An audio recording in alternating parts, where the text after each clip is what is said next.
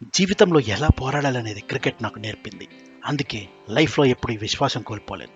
క్రికెటే జీవితంలో పోరాడడం, పడడం, లేవడం, ముందుకు సాగడం లాంటివి నేర్పించింది. నా శ్వాస ఉన్నంత వరకు ఆటకు ఏదో ఒక రూపంలో సహాయం అందిస్తూనే ఉంటాను. ఒక ఎవరెస్ట్ శిఖరం ఎత్తు అంత పోరాటం చేసిన తర్వాత ఒక యువకుడి నోటి నుంచి వచ్చిన మాటలు ఇవి. క్రికెట్లోనూ జీవితంలోనూ అతను చేసిన పోరాటం అసమానం. తాను బ్యాటింగ్ చేసిన తొలి మ్యాచ్లోనే అతను ఆడిన ఒక ఇన్నింగ్స్ భారత క్రికెట్లో అతి గొప్ప వన్డే బ్యాట్స్మెన్ వచ్చేశాడని ప్రపంచానికి చెప్పింది. అతడు ఆడిన ఒక ఇన్నింగ్స్ భారత్లో T20లో అంటే అంతగా ఆసక్తి లేని భారత అభిమానుల్లో ఆ ఫార్మాట్ మీద ఇష్టం పెంచింది. అతను నిర్మించిన ఒక ఇన్నింగ్స్ వన్డే ఫార్మాట్లో భారత్ ఫైనల్ మ్యాచ్ గెలవలేదు అనే అపవాదం తొలగించి జట్టు మీద నమ్మకాన్ని కలిగించింది. తాను పట్టిన ఒక్క క్యాచ్ భారత ఫీల్డర్ల బద్దకస్తులు అనే అపోహం తొలగించి తర్వాత తరానికి ఒక ఇన్స్పిరేషన్గా నిలిచింది.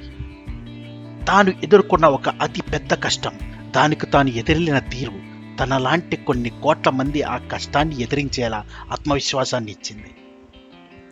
ఈ తీరే క్రికెట్లో అయినా నిజ జీవితంలో అయినా తన్ని ఎంతో మందికి ఆదర్శంగా నిలిపింది. క్రికెట్ అంటే కొంచెం కూడా ఇష్టం లేని ఒక వ్యక్తి భారత వన్డే ఫార్మాట్లో అతి గొప్ప ఆటగాడు అవుతాడని బహుశా అతనే ఊహించి ఉండడు. అతనే భారత క్రికెట్లో ఫీల్డింగ్ స్థాయిని మరొక మెట్టెక్కించిన, వైట్ బాల్ క్రికెట్లో ఎన్నో మరపురాని విజయాలను అందించిన, టీమిండియాకు 2 సార్లు ప్రపంచ కప్ సాధించడంలో కీలక పాత్ర పోషించిన యువరాజ్ సింగ్. అసలు క్రికెట్ అంటేనే ఇష్టం లేనివాడు ఇండియాకి 2 ప్రపంచ కప్పులు సాధించేంత ఎలా ఎదిగాడు? అసలు ఆ ఆటగాడి జర్నీ ఎలా జరిగిందనేది ఈ వీడియోలో తెలుసుకుందాం. Hello everyone, welcome to Ashwika facts. Yuvraj Singh చండీగఢ్లో జన్మించాడు. తండ్రి యోగరాజ్ సింగ్ కూడా క్రికెటర్. ఆయన గొప్ప క్రికెటర్ కావాలని కలలు కన్నాడు. కానీ ఒక గాయం అతడి కెరీర్ని ముగించింది. అతడు కేవలం ఇండియా తరపున ఒక్క టెస్ట్ మ్యాచ్ మరియు 6 వన్డే మ్యాచ్లు మాత్రమే ఆడాడు. తాను కన్న కళ తన కొడుకు ద్వారా తీర్చుకోవాలనుకున్నాడు. కానీ యువరాజ్ సింగ్కి స్కేటింగ్ అంటే చాలా ఇష్టం. నేషనల్ అండర్-14లో రోలర్ స్కేటింగ్ ఛాంపియన్షిప్లో టైటిల్ కూడా గెలుచుకున్నాడు యువి. ఒకరోజు యువిని తన దగ్గరికి పిలిచాడు తండ్రి యోగరాజ్. స్కేటింగ్లో అతను సాధించిన మెడల్ని కింద పడేసి ఇక మీదట స్కేటింగ్ ఆడేందుకు వీల్లేదని కరాఖండిగా చెప్పాడు. దీంతో తండ్రి మాటని కాదనలేక బలవంతంగానే క్రికెట్లోకి అడుగుపెట్టాడు యువరాజ్ సింగ్. మొదట్లో యువరాజ్ను ఫాస్ట్ బౌలర్గా చూద్దామన్న భావించిన యోగరాజ్ ఉదయాన్నే తనతో పాటు గ్రౌండ్కి తీసుకెళ్లి బౌలింగ్ ప్రాక్టీస్ చేయించేవాడు. కానీ యువరాజ్ మాత్రం బ్యాటింగ్ చేయడానికి ఇష్టపడ్డాడు. ఆ తర్వాత ఫీల్డింగ్, బౌలింగ్లో వికెట్లు విరగొట్టడం నేర్చుకుని ఆల్రౌండర్గా ఎదిగాడు.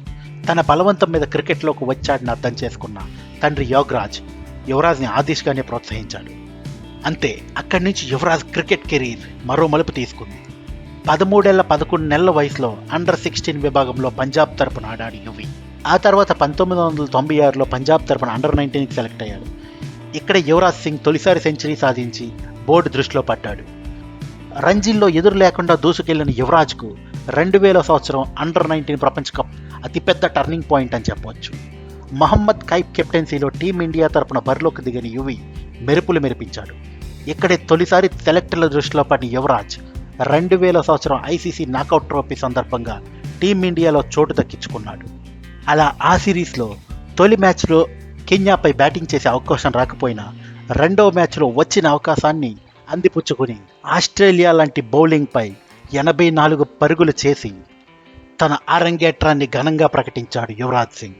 అలా మొదలైన యువి ప్రస్థానం 19 ఏళ్ల పాటు సాగింది. 19 ఏళ్ల కెరీర్ ప్రస్థానంలో యువరాజ్ టీమిండియా తరపున 40 టెస్టుల్లో 3 సెంచరీలు, 11 అర్ధ సెంచరీల సాయంతో 1900 పరుగులు, 10 వికెట్లు తీశాడు. ఇక 304 వన్డేల్లో 14 సెంచరీలతో కలిపి 8701 పరుగులతో పాటు 111 వికెట్లు పడగొట్టాడు.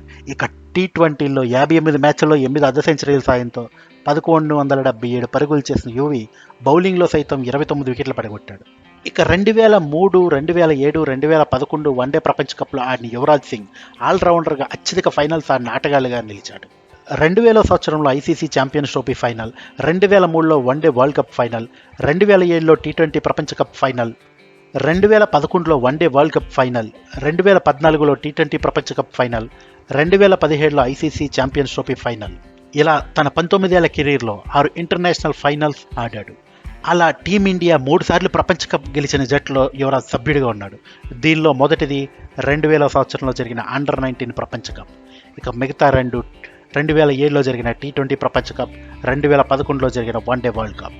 ఇక 2007 టీ20 ప్రపంచ కప్ టీమిండియా గెలవడం ఒక ఎత్తైతే, యువరాజ్ సింగ్ ఇంగ్లాండ్పై 6 బంతుల్లో 6 సిక్స్లు బాదడం మరొక ఎత్తు. నిజానికి కోపానికి కేర్ ఆఫ్ అడ్రస్గా కనిపించే యువరాజ్ని గెలికితే ఎలా ఉంటుందో రుచి చూపించాడు ఇంగ్లాండ్ బౌలర్లకు. England allrounder Andrew Flintoff కవ్వింపు చర్యలతో ఆగ్రహంతో ఊగిపోయిన యువరాజ్ తన కోపాన్ని బౌలర్ స్టువర్ట్ బ్రాడ్పై చూపించాడు.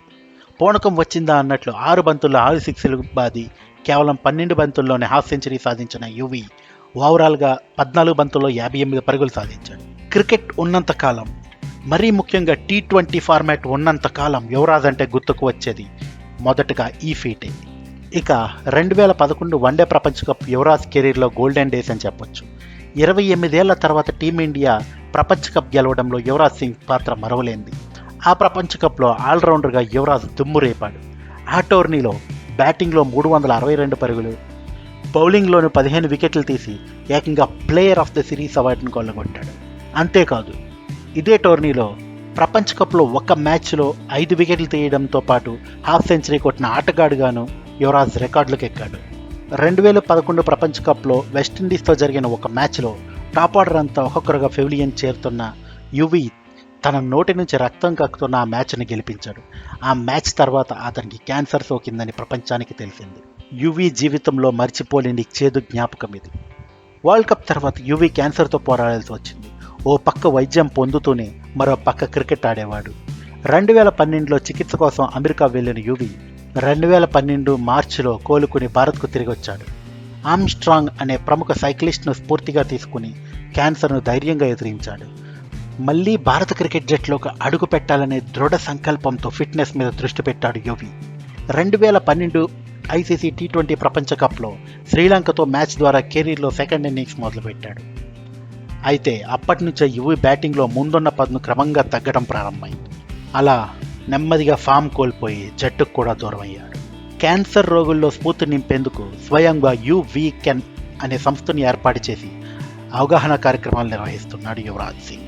19 ఏళ్ల క్రికెట్ కెరీర్లో పోరాటాలు ఎక్కువగా చూసిన యువరాజ్ సింగ్ జీవితం అందరికీ ఆదర్శప్రాయం. ఈ తరానికి యువరాజ్ అంటే గుర్తుకు వచ్చేది 6 బంతుల్లో 6 సిక్సర్లు, డేరింగ్ అండ్ డాషింగ్ బ్యాట్స్మెన్, మంచి ఆల్రౌండర్ అని మాత్రమే. ఇదంతా యువరాజ్ జీవితంలో ఒకవైపు మాత్రమే. రెండో వైపు చూస్తే యువి జీవితంలో మనకు తెలియని సంఘటనలు చాలానే ఉన్నాయి. తాను చిన్నతనం నుంచి అనుభవించిన మానసిక సంఘర్షణ, తండ్రి బలవంతంతో తనకి ఇష్టమైన ఆటను వదిలేయడం, అసలు ఇష్టం లేని క్రికెట్లో అద్భుతాలు చేయడం, ఆ తర్వాత క్యాన్సర్ మహమ్మారి బారిన పడడం, దాంతో పోరాడి జీవితంలో మళ్ళీ ఎదగడం లాంటివి కనిపిస్తాయి. ఆల్రౌండర్ల కొరతతో సతమతమయ్యే భారత జట్లో కపిల్ దేవ్ తర్వాత అంతటి ఘనమైన పాత్ర పోషించిన వ్యక్తి. తన ఫీల్డింగ్తో ఇండియా క్రికెట్ ఫీల్డింగ్ స్థాయిని మరొక ఎత్తుకు తీసుకెళ్లిన ఆటగాడు. ప్లేబాయ్ ఇమేజ్తో భారత జట్టులోకి వచ్చిన ఒక మహత్తర వ్యక్తిత్వంతో తర్వాతి తరాలకు ఆదర్శంగా నిలిచిన ఒక వీరుడు. క్యాన్సరే కాదు, జీవితంలో ఎలాంటి ఒడిదుడుకులు ఎదురైనా తన అనుభవంతో ఎలా జయించవచ్చో ప్రపంచానికి చూపించిన ఒక వారియర్ యువరాజ్ సింగ్.